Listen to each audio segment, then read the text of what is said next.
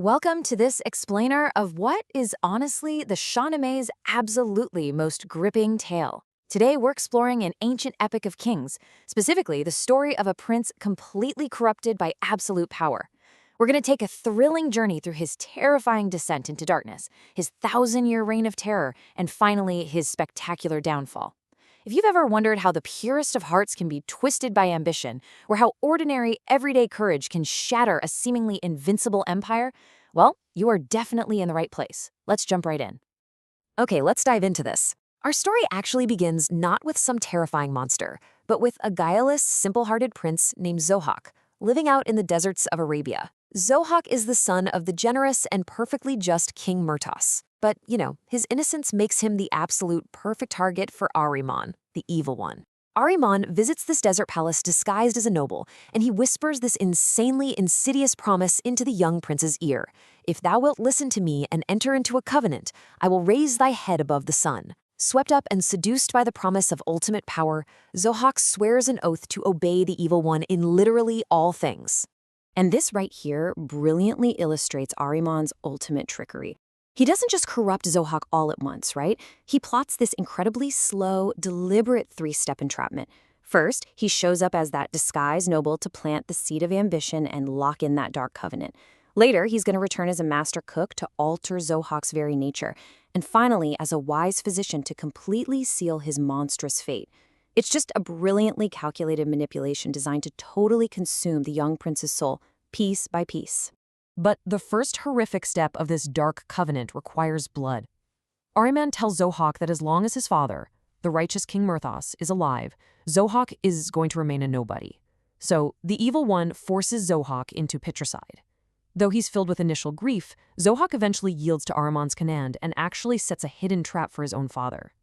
King Murtas, who is entirely unaware of his son's betrayal, falls right into the dark snare and perishes. And with his father's life extinguished, Zohak claims the crown of Thases. That's his first dreadful step into the shadows. So, once Zohak is king, Ahriman initiates phase 2 of his master plan. He takes on a totally new disguise, a youth begging to serve as the royal cook.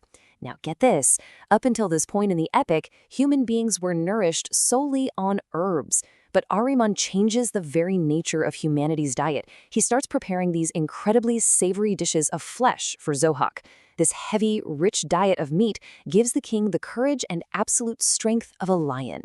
Captivated completely by these luxurious new feasts, Zohak tells his new master cook he can have any reward he desires. And the cook asks for what sounds like a simple, totally humble favor. He merely wants to kiss the king's shoulders in reverence. Zohak, fearing no evil at all, says, "Sure, go ahead." But the exact moment Ahriman's lips touch Zohak's skin, an absolute horror is born. The ground instantly rips open and swallows the cook whole. And from the exact spots where he planted his kiss, 2 venomous, hissing black snakes burst straight out of Zohak's shoulders. It gets worse. Whenever the king tries to have the serpents cut away, they just instantly grow right back. The king's own body is now permanently, completely fused with this terrifying evil. Which brings us to a stark, terrifying number 2. As Zohak is basically descending into madness trying to rid himself of these hissing serpents, Ahriman shows up in his third and final disguise, a learned physician. This supposed wise man offers a really ghastly remedy. He tells Zohak the snakes simply cannot be uprooted. Instead, they have to be fed to destroy them. And their required nourishment? The brains of 2 young men every single day. This is the ghastly sacrifice demanded to keep those serpents pacified, and it kicks off the desolate withering of the entire world under Zohak's thrall. Now, while Zohak's darkness is growing over in Thasis, the mighty King Jamshid is ruling the Kingdom of Light in Iran. Jamshid had ruled for 700 years, setting up this amazing golden age where death and pain were literally unknown. But Jamshid grows proud. He forgets his maker, he actually claims to be God, and he demands to be worshipped. Because of this massive hubris, divine favor is withdrawn from him. The nobles of Iran rebel, and they turn to the terrifying Zohak, proclaiming him the new Shah of Iran. Jamshid has to flee the fury of the Serpent King, hiding for a century, but he's eventually discovered wandering the seashore of Kaveh, where Zohak's servants mercilessly saw him in half. With Jamshid destroyed, Zohak the Serpent King takes the crystal throne of Iran, plunging the realm into an era of absolutely unprecedented despair. 1,000 years. Seriously, think about that time frame. For a millennium, Zohak piled evil upon evil. The customs of good men were totally forgotten, and vice just stalked freely in the broad daylight. And remember, every single day of those 1,000 years, 2 young men were slaughtered to feed the monstrous serpents on his shoulders.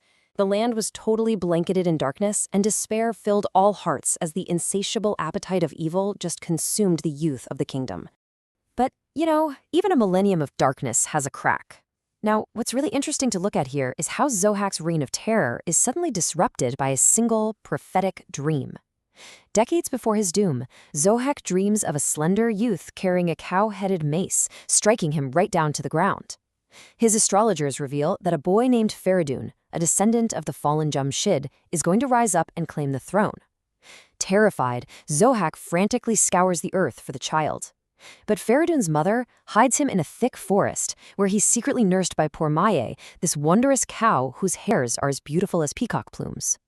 Now, Zohak eventually finds and slaughters the wondrous cow, but the boy Ferdowsi escapes, leaving the tyrant consumed by this bitter, relentless paranoia.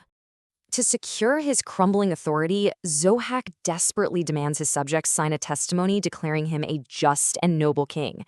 But just as they're swearing this totally false oath, a massive cry for justice erupts right outside the palace.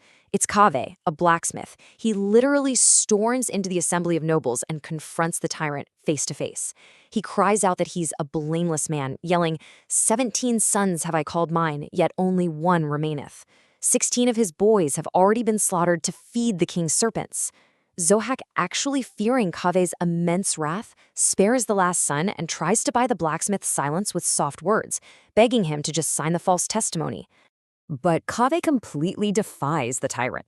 He tears the false declaration into shreds, scatters them into the air, and just strides right out of the palace.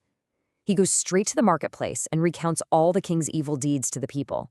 And in this incredibly brilliant moment of grassroots revolution, Kaveh takes his heavy leather blacksmith's apron, the exact one he uses to shield his knees from the hammer's strike, and he hoists it onto a lance. He raises it as a banner of liberty, rallying thousands of regular people to march toward the mountains, find Ferdowsi, and basically beg him to deliver them from the Serpent King. The people find Ferdowsi, who is now a young man, and he immediately agrees to uproot the monster from the earth. He prepares for the ultimate war. To honor his slain nurse, the wondrous cow Pormaye, Ferdowsi traces a pattern on the ground and commands the blacksmiths to forge a massive, incredibly heavy club topped with the head of a cow. He dons the helmet of kings, cases Kaveh's leathern apron in rich brocades and jewels to serve as the royal standard, and sets his sights squarely on the tyrant. Let's move through this and see how it all builds, because what follows is an incredible, action-packed blitz. Ferdowsi leads his army westward. When the guardians of the Tigris River refuse to let him pass, he doesn't even hesitate. He just girds his loins and charges his steeds straight into the roaring floods, his entire army following him safely across. They march directly to Jerusalem, where Zohak's glorious house stands. Ferdowsi smashes the palace gates, slays the evil forces holding it, and ascends the throne. When Zohak returns with his army to reclaim his city, Ferdowsi's forces utterly crush them. But right as Ferdowsi raises his cow-headed mace to strike the final lethal blow, the blessed angel Sarosh swoops down, commanding that Zohak's hour of death has not yet come. So instead of the swift mercy of death, the angel Sarosh commands a far, far more severe punishment. Ferdowsi carries the usurper far away from the haunts of men, out to the jagged, totally barren cliffs of Mount Damavand. There, Zohak is bound to the rock with heavy chains, and massive nails are driven straight into his hands. He is left completely exposed to the blistering hot sun, with absolutely no tree or shrub for shelter. The tyrant who feasted on the brains of the innocent is left to gasp in eternal thirst and agony, his cursed power utterly and completely broken. So the crucial point is, what's the real takeaway from this epic myth? It's that absolute power, when it's built on deceit, cruelty, and the horrific sacrifice of others, is fundamentally a curse.